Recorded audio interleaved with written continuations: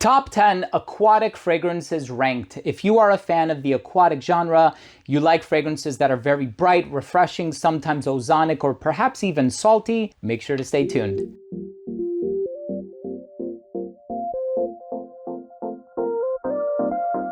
Now, before I begin today's episode and I tell you about these top 10 best aquatic fragrances and I rank them from my least favorite to my favorite, I want to start the video off first by saying that if you're a fan of fragrance related content, and of course, if you love smelling your best, hit subscribe, hit the bell, and give this video a thumbs up for the YouTube algorithm. It would really mean a lot to me. So, in getting things started, I do want to mention that if you're interested in sampling any of these fragrances, of course you may do so at ScentSplit. All of the links are going to be down below. They have a lot of really fantastic options when it comes to the sizes of certain decants. If you want to get 5 mils or 10 mils, whatever is going to whet the proverbial appetite, just so you can get to know the perfume a little bit better before jumping into it or diving into it and purchasing a full-size bottle, which sometimes, let's face it, can be hundreds of dollars. You don't want to do that. I don't recommend blind buys. So let's go ahead and get it started. In the number 10 spot, Celle Marron by Healy. Now this fragrance is very salty, and for that reason, I love it for the artistry. Kind of hard to recommend, right? It has seaweed and it reminds you of being out in the middle of the ocean, but this is not going to be everybody's cup of tea. Same thing can be said about Mega Mare by Orto Parisi. This fragrance opens up, to me at least, very spicy. I don't know what's in here. Is it cardamom? Is it fenugreek? I know Orto Parisi, along with Nassomato, the two sister brands, don't really disclose the notes that go into the perfumes, but this one is a super duper long-lasting aquatic fragrance. Like 2 sprays will carry you through the entire day, but again, kind of hard to recommend. Celle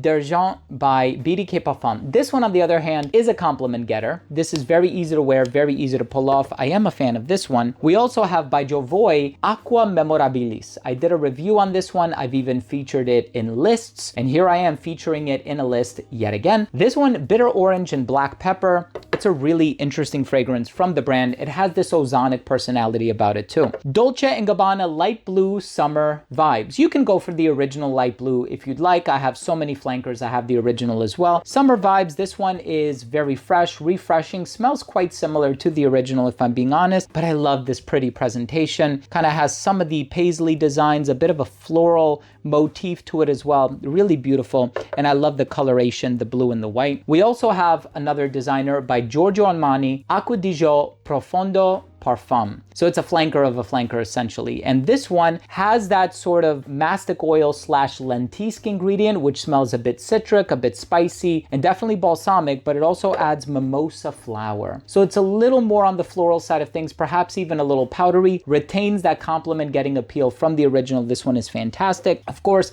this one, if you look up so this one is called the Rofer, right? So this is a combination of 3 members of the Creed family. Erwin, so ER from Erwin Creed, OL from Olivia, and I think FA from Fabian. And they all went out on a sailing journey. If you look up the narrative, you'll see why this is kind of a sailing themed, sailing inspired aquatic fragrance. It smells like a salted melon. It's a really good fragrance. In the number 3 spot, I might catch some flack for this. I don't care. I love this fragrance. And if it weren't for this fragrance, the aquatic genre wouldn't be what it is today. Davidoff's Cool Water, composed by Pierre Bourdon. And of course, we know that Pierre Bourdon also worked on Green Irish Tweed, which preceded this one by 3 years. GIT came out in 85. This one came out in 88. Nevertheless, it's a fantastic fragrance. In the number 2 spot, Acqua Decima by Eau de Thalie. Even it's in the name, right? Aqua.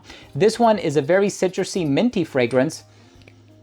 And it smells like a mojito. Perfect for the summertime. I didn't wear this one as much as I wanted to this past summer, but I guess we're still in the summer until what, the 21st or 22nd of the month? Depends on when I'm publishing this video, of course. In the number 1 spot, so here's the thing with this one. Perfumer Rajadov said this is not an aquatic fragrance because it doesn't contain kaolin. That's true. I think there are other ingredients that go into fragrances that produce a sort of aquatic vibe. And some of them can be very ozonic. Sometimes it can be the use of certain aldehydes. Sometimes it can be the use of like a salty nuance. Perhaps it could be something like seaweed that's found in this one, but this next one always conjures up images and notions of the water. I imagine being, beachside or poolside, and I have a drink in my hand and I'm just relaxing in the summertime. This is such a beautiful, gorgeous, breathtaking floral composition with some resolute woods in the dry down by Rajapapa. It's called Oceania.